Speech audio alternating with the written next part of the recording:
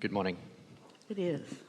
I wanted, before we get started, because I have a really important question to me, do something that you've practiced for a really long time and spend a moment just to commemorate the fact that I'm sitting in Abraham's living room right now. And I want to thank you for everything. I want to thank, obviously, Ms. Hicks for the opportunity to be in this energy and to allow us to be here today. We are all in this together. Yes, we are. And we also want to let you know that we'll come directly to your living room. But today I came to yours. My question is being answered as is everybody's, I would imagine, through the entire course of this experience. And so thank you for that. My reason for sitting here now is I am in the process of formulating a book that I'm trying to write about how one, through my experience, masters self so that we can move forward and live the life of our dreams. You've touched on everything from meditation to gratitude, obviously, to being present, to trusting, which I think trust is the most important. What else out of all of that do you feel would be the most important aspect I could or should include in that body of work? And the intention of the book, what is the message you want to impart to those who read it? That we have the power and the potential to be anything that we want to be, but most people don't believe that we are fully equipped or capable to do what we want to do and achieve. And so it's basically what we're talking about here. Yes. And you're wanting an index?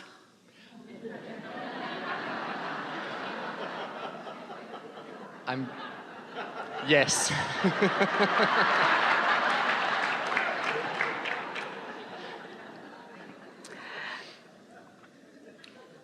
We appreciated your opening remarks here because what you acknowledged, we're going to take a little way around this because it'll be easier for you to hear than if we answer your question head on. And we are going to fully answer your question, so just enjoy this unfolding. We really appreciated your opening remarks because what you said to us, you tried to be very fast as you said it, but what you were wanting to convey to us is that you had several things that you were interested in that all took place before you sat here. And so you were acknowledging what felt to you like a perfect unfolding, getting ready for this next. It was like we were in this vehicle and this vehicle and this vehicle and this vehicle, and now we're at this place of having this conversation. And that is the way it has been today. It is the way that it always is, but it was especially that way today. In other words, a largest number of clickings into place have taken place here today as a result of this perfection in unfolding of this, which leads us to something that came up earlier that we wanted to express with more detail. And that was the subject of our friend who was skiing and collided with someone else who was trying to occupy the same space at the same time. And even the subject of Esther rendezvousing with the elevator in the way that she did, or the people at the airport in the way that she did. And so we want to put some words around this segment for the purpose of a track title, so to speak. We're going to tell you what we're going to tell you, and then we're going to tell it to you, and then we're going to tell you what we told you, because this is really an important thing for you to understand about all of this. So this is what this is about. Infinite intelligence is infinite intelligence. And there are not enough words that could be articulated even in your entire lifetime to adequately describe the knowledge that infinite intelligence holds in relationship to you, in relationship to everything and everything else in the universe. This is mastery of understanding. This world doesn't just go around. This world is created. It is creation. It is not by chance. It is not willy-nilly. It is not airy-fairy. It is not by accident. It is not coincidence in the way humans mean coincidence. It's coincidence in that you're co-creating incidences, but timing of things. The timing of things is a masterful creation that we want you to focus on and just do your best to feel just for a moment. We want you to feel the all things are possible nature of this conversation that we're offering to you here. So a statement that we made that collided with some of your belief systems earlier today was that the night before, Esther's inner being knew what the circumstance of that elevator was going to be the next day. That kind of has to twist your brain into a knot.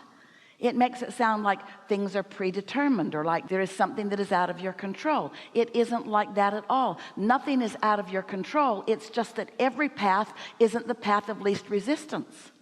Nothing is out of your control, meaning that there is always a path.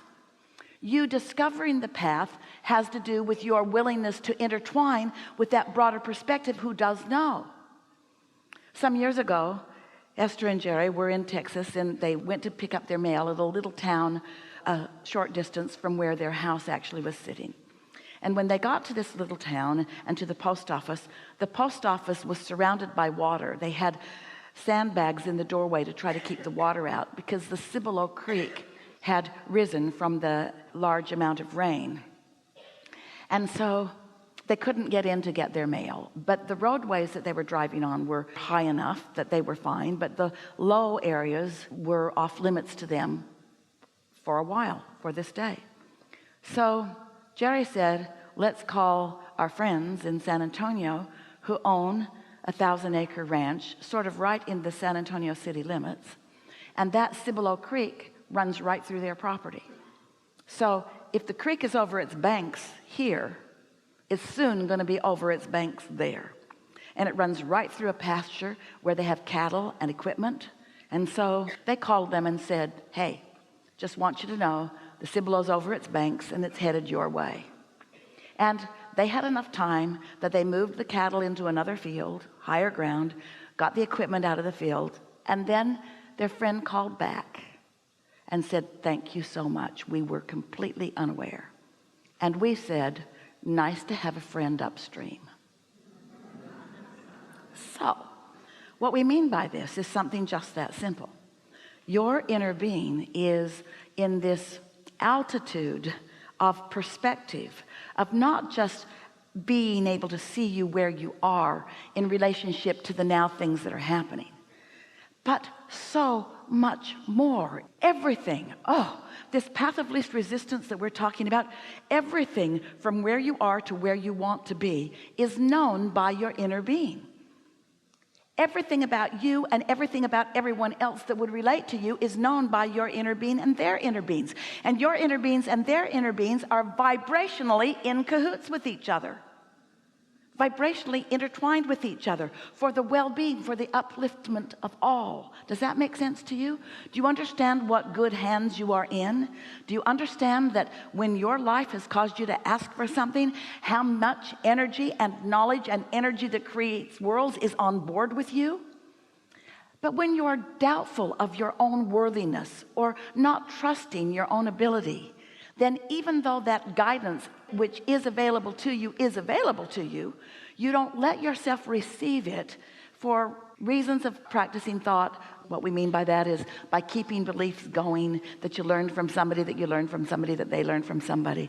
In other words, most humans are not living in the now, which means most humans do not allow them access to the friend upstream.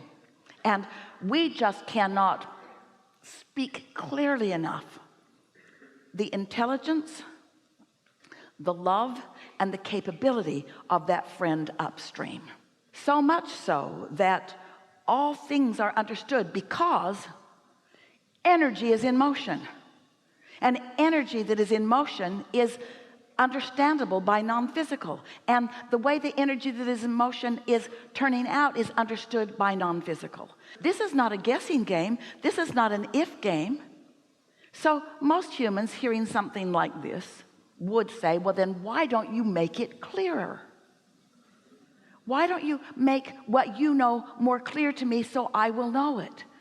And we say to you, what could be more clear than when you have the thought of skiing today that you feel yucky?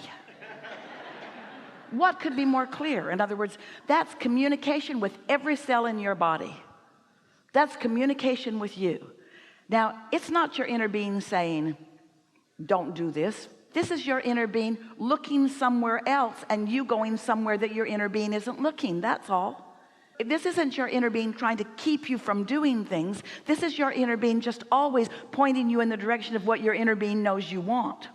because your inner being knows who you were coming in, knows who you were as non-physical energy, knows who you've become because of every step of your life, and has watched every single incremental change in your determination of who you are and what you want, and is right there ready to assist you. And here's the thing we so want you to hear: inner beings ready to assist everyone else.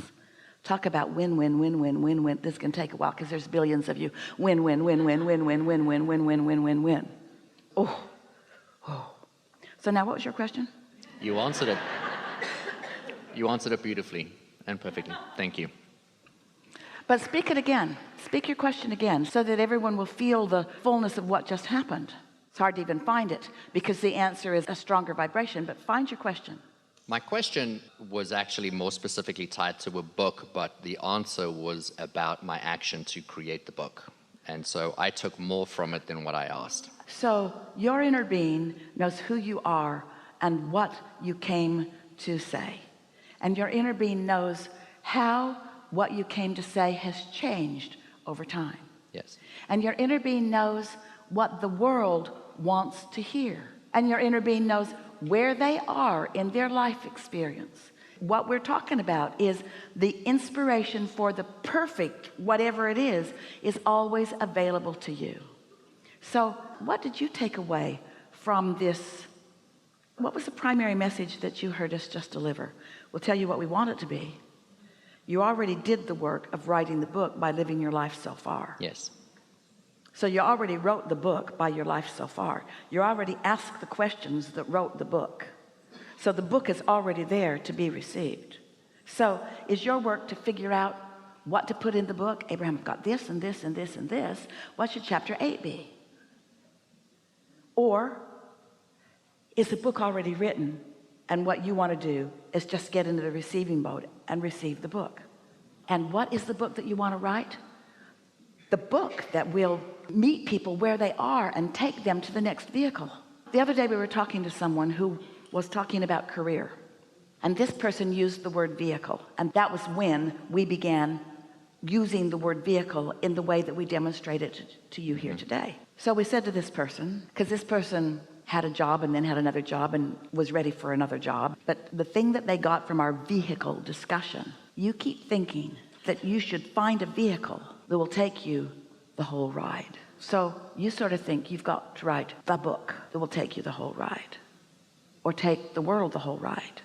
Oh, just going to write the book. It's going to feel good as you write it. And those who are ready for it will benefit from it greatly. And everyone on the planet isn't ready for the book that you're ready to write. But everybody on the planet doesn't need to be ready for the book that you're ready to write. And your inner being knows the book that you're ready to write, and knows the people who are ready for the book that you're ready to write. That whole rendezvous will be orchestrated at an unseen level that you may trust. So when you get your head out of that game, your inner being knows what stocks will pay off. Your inner being knows where you are in relationship to that. Your inner being knows where the lottery ticket is. Your inner being knows everything that you think that you want to know.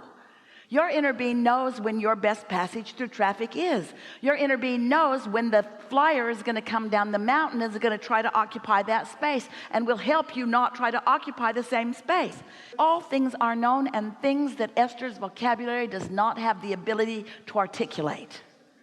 You getting the picture? This is big stuff. This is big stuff. This is big knowing, and you may trust it. And most of all, and you're not going to get this just from our words, you are worthy. It's time for you to let what you will call these blessings in. You are worthy.